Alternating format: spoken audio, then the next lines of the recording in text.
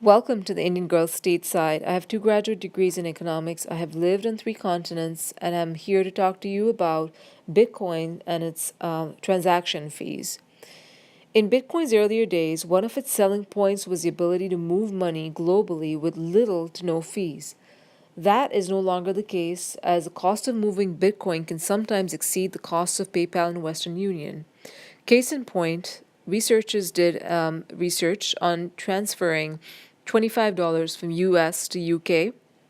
And in between the transition, there was, of course, there was movement from Bitcoin to fiat money. So in order to move $25, the end result was, after all said and done, the total fees that the researchers paid was like $15, which is huge compared to, what you're trying to transfer.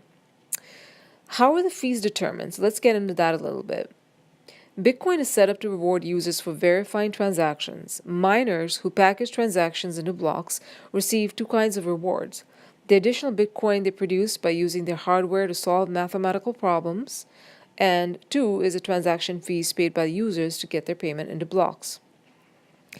As Bitcoin's exchange rate rose rapidly and more people wanted to get in on the boom, getting into blocks became very difficult, and miners prioritized transactions on which users are willing to pay a higher fee.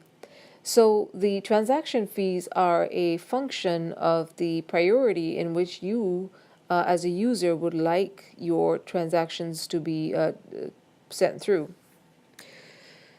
Users sets the fees based on how long she's prepared to wait for the transaction to go through. Using one of several sites that link fees to waiting times or show median and average fees.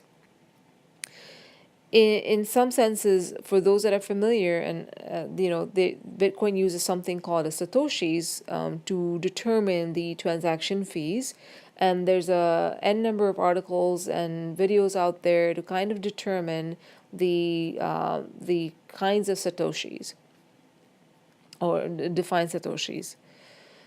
The impact of high fees. So there have been instances where major retailers have moved away from Bitcoin for their own reasons, but now there are even cases of blockchain businesses leaving the leader cryptocurrency behind. Social platform like Yours Inc. has recently moved away from using Bitcoin as a payment method due to its high fees. The fees basically were high and were not conducive for the company to continue with Bitcoin. So therefore they switched to Litecoin for payments.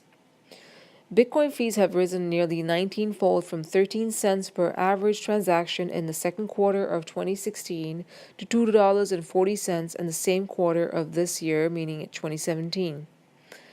Let's look at Bitcoin in comparison to its competitors. The fees for sending Bitcoin basically is hurting emerging markets as well, where the digital currency could make sense, such as in Venezuela and India.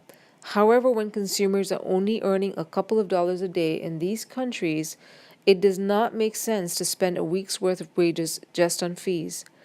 Even in first world countries, there is a big burn that can be felt with high Bitcoin fees. And as I mentioned earlier, the research is when they try to move money, $25 from US to UK, after everything was said and done, they ended up paying a little more over $15 in transaction fees, granted that there was fiat currency involved.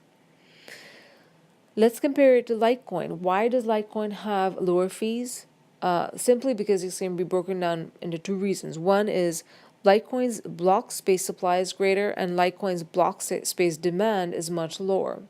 If you look at the recent spike or the increase in price for Bitcoin, this has caused an increase in transaction and the volume of transaction, which has kind of caused put pressure on the blockchain or putting transactions through the blocks.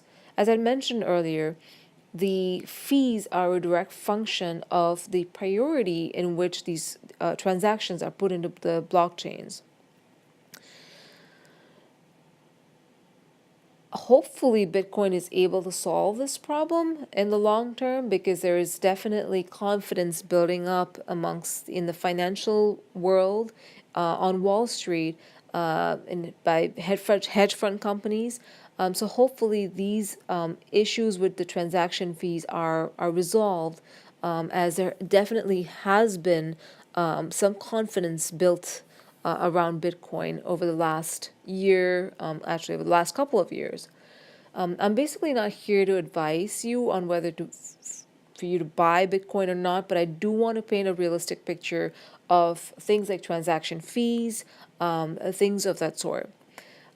I do appreciate you listening to this episode. If you did like this episode, please do hit the like button below, and also do consider, joining Genesis Mining, and save 3% through our code in the section below.